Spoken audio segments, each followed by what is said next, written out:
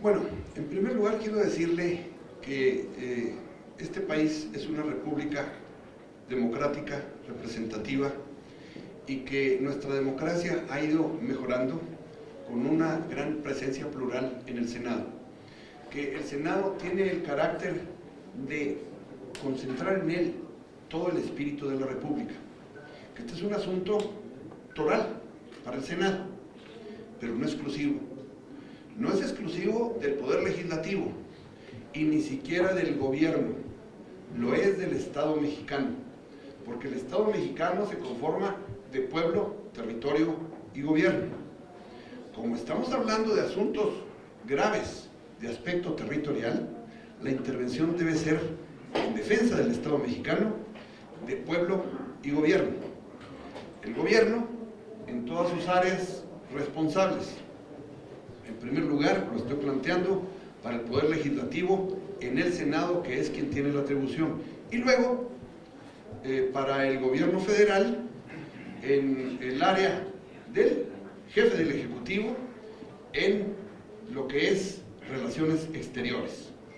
Y este es un asunto en donde nadie debe ir solo. No es un asunto nada más del Senado, ni nada más del Poder Ejecutivo. Es del Senado, del Poder Ejecutivo y del pueblo de México. Por otra parte, lo que me decía referente al embajador, yo creo que este es un asunto que lo estoy planteando de urgente resolución. Siendo de urgente resolución, debe irse haciendo el trámite y el estudio corroborando las tesis aquí planteadas, para que a la brevedad que las circunstancias permitan, se haga el planteamiento. No, de ninguna manera va esto enfocado a una administración en el gobierno de los Estados Unidos. Esto va enfocado a una circunstancia de México, propia de la administración actual y, claro, con un catalizador que acelera nuestra reacción, como sucede con todos los catalizadores en química. Acelera nuestra reacción porque hay una constante de que se va a levantar un muro. Y si llegara a levantarse ese muro, ¿qué señalo? Es un muro que tiene graves inconsistencias. Por lo siguiente, punto muy importante y que lo señalo. La frontera está conformada por 3.214 kilómetros.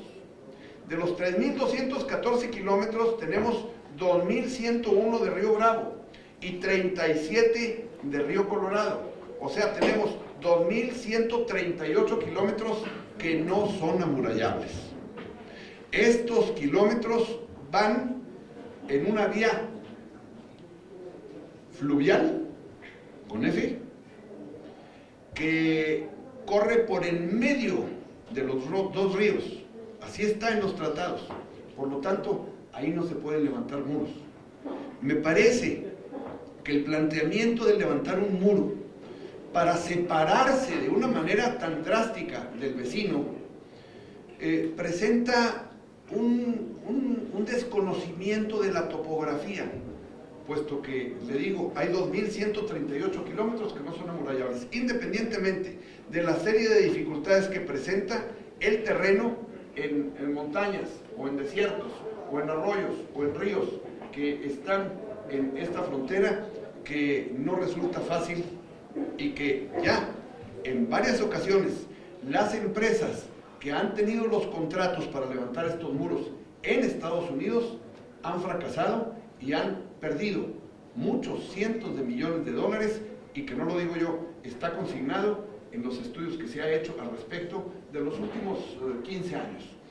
Por otra parte, a mí me parece que si el asunto se corrobora por los estudios técnicos, topográficos, satelitales, como lo estoy planteando, deben girarse las notas correspondientes al gobierno de los Estados Unidos, independientemente de quién esté encabezando esa administración.